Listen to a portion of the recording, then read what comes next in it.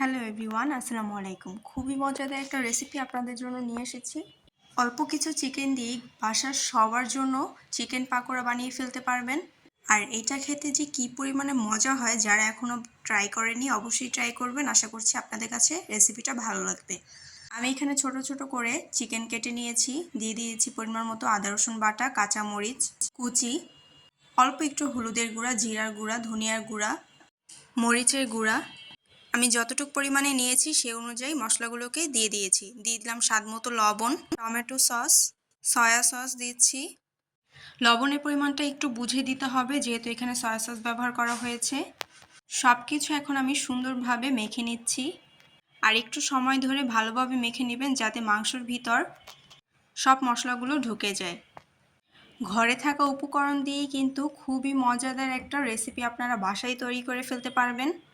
চিকেনের পরিমাণ একদমই কম লাগে। সন্ধ্যার নাস্তায় এরকম চিকেন পাকোড়া হলে কিন্তু খুবই ভালো লাগে। বাসার ছোট বড় সবাই খুব বেশি এটা পছন্দ করবে। মশলাগুলো দিয়ে আমি ভালোভাবে মেখে নিয়েছি। এখন দিয়ে দিচ্ছি বেশ কিছু পরিমাণের পেঁয়াজ কুচি। যে কোনো পাকোড়াতেই পেঁয়াজের পরিমাণটা বেশি দিলে কিন্তু খেতে ভালো লাগে। দিয়ে দিচ্ছি ধনিয়া পাতা কুচি, অল্প একটু দিয়েছি বেকিং সোডা। বেকিং সোডার পরিমাণ কিন্তু একদমই কম দিতে হবে। এখন দিয়ে দিচ্ছি পরিমাণ মতো কর্নফ্লাওয়ার, দিয়ে দিচ্ছি ময়দা। আপনাদের হাতের কাছে কর্নফ্লাওয়ার না থাকলে কিন্তু চালের গুঁড়াটাও ব্যবহার করতে পারেন। সব কিছু আমি আবার ভালোভাবে মেখে নিচ্ছি। অনেক বেশি পাতলা বা অনেক বেশি ঘন হবে না, অল্প অল্প করে পানি দিয়ে আমি এখন এটাকে মেখে নিব।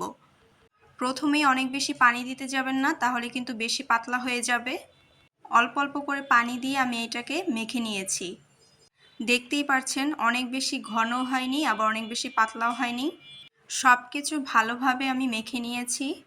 এখন জাস্ট গরম তেলে ভেজে নিলেই রেডি হয়ে যাবে।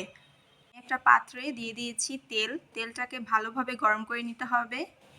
আর এই চিকেন পাকোড়া বানানোর সময় কিন্তু তেলের পরিমাণটা একটু বেশি দিতে হবে। চুলার আঁচটাকে মিডিয়াম আঁচে রেখে আমি এখন সবগুলো ভেজে নিব। একটু ফাঁকা ফাঁকা করে দিতে হবে, যাতে একটার সাথে আরেকটা লেগে না যায়। সবগুলো আমি এইভাবেই উল্টে পাল্টে ভেজে নিব। একদম হাই হিটে দিয়ে ভাজতে যাবেন না, তাহলে উপরটা তাড়াতাড়ি ভাজা হয়ে যাবে আর ভিতরটা কিন্তু কাঁচা থেকে যাবে। একটু সময় নিয়ে ভেজে নিতে হবে। দেখতেই পাচ্ছেন আমার পাকোড়াগুলো কিন্তু ভাজা হয়ে গিয়েছে। চিকেন পাকোড়া কালারটা কিন্তু খুবই সুন্দর এসেছে। যখন এরকম একটা কালার চলে আসবে তখনই উঠিয়ে নিতে হবে। গরম গরম চিকেন পাকোড়াগুলো কিন্তু সস দিয়ে খেতে খুবই ভালো লাগে।